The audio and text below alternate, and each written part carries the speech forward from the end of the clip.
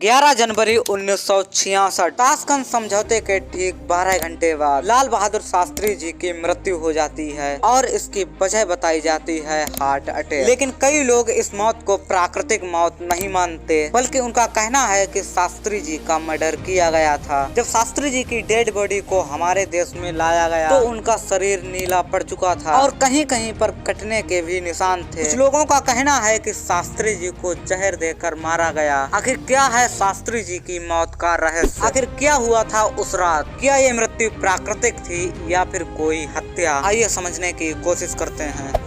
1965 के भारत पाकिस्तान की लड़ाई के बाद ताशकंद समझौता हो रहा था। 10 जनवरी 1966 को ताशकंद के शांत समझौते के ठीक 12 घंटे के बाद शास्त्री जी की मौत हो जाती है और आधिकारिक तौर पर बताया जाता है कि उनकी मौत दिल का दौरा पड़ने से हो गई है। बताया जाता है कि शास्त्री जी को दिल से जुड़ी बीमारी पहले से ही और 1959 में उनको हार्ट अटैक भी आया था। इसके बाद उनके परिजन उनको कम काम करने की सलाह देते थे। रिपोर्ट्स के अनुसार पूर्व प्रधानमंत्री लाल बहादुर शास्त्री मरने से 30 मिनट पहले तक बिल्कुल ठीक थे। 15 से 20 मिनट में उनकी तबीयत खराब हुई और उनकी मौत हो गई। लाल बहादुर शास्त्री के साथ उनके सूचना अधिकारी कुलदीप नैयर भी ताशकंद गए थे। उन्होंने एक इंटरव्यू में बताया, उस रात लाल बहादुर शास्त्री जी ने घर पर फोन मिलाया था।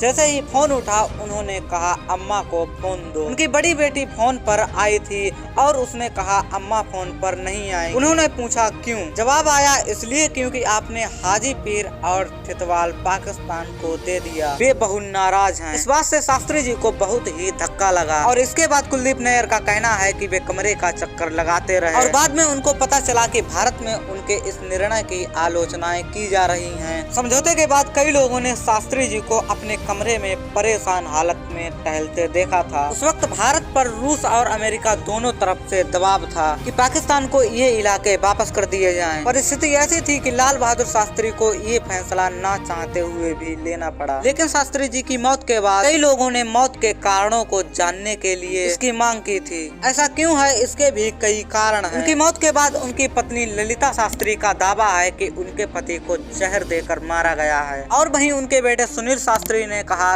कि उनकी पिता की बॉडी पर नीले निशान थे और साथ ही उनके शरीर पर कुछ कट भी थे। और वहीं ये भी एक बड़ा सवाल है, भारत जैसे देश के प्रधानमंत्री की मौत किसी दूसरे देश में संदिग्ध रूप से हो जाती है और उसका पोस्टमार्टम भी नहीं कराया जाता है। ये भी अपने आप में बहुत ही अजीब बात है। लाल बहादुर शास्त्री का शव भारत आया तो उनकी पत्नी ने ये नोटिस किया कि उनका शरीर नीला पड़ चुका है और शरीर पर कुछ धब्बे हैं। उनके शरीर पर कुछ कट भी थे, जबकि उनका तो पोस्टमार्टम ही नहीं हुआ था। जब पोस्टमार्टम नहीं हुआ तो ये कट के निशान कैसे? इस सवाल का जवाब किसी के पास नहीं है। कुछ लोग दावा करते हैं कि शास्त्री जी के खाने में जहर मिलाया गया था और उनकी हत्या जहर देकर की गई है। जिस रात शास्त्री जी की मृत्यु हुई थी, उस रात उनका खाना उनके निजी सहायक रामनाथ ने नहीं बनाया था, बल्कि सोवियत रूस में भारतीय राजदूत टीएन कॉल के कुक जान मोहम्मद ने उनका खाना बनाया था। खाना खाकर शास्त्री जी सोने चले गए। लोगों का मानना है कि मौत के बाद उनका शरीर नीला पड़ गया था। उसकी वजह ये जहर भी हो सकता है, शायद उनके खाने में जहर मिला दिया गया था। लेकिन शास्त्री जी की मौत के बाद दो मौतों ने इस संशय को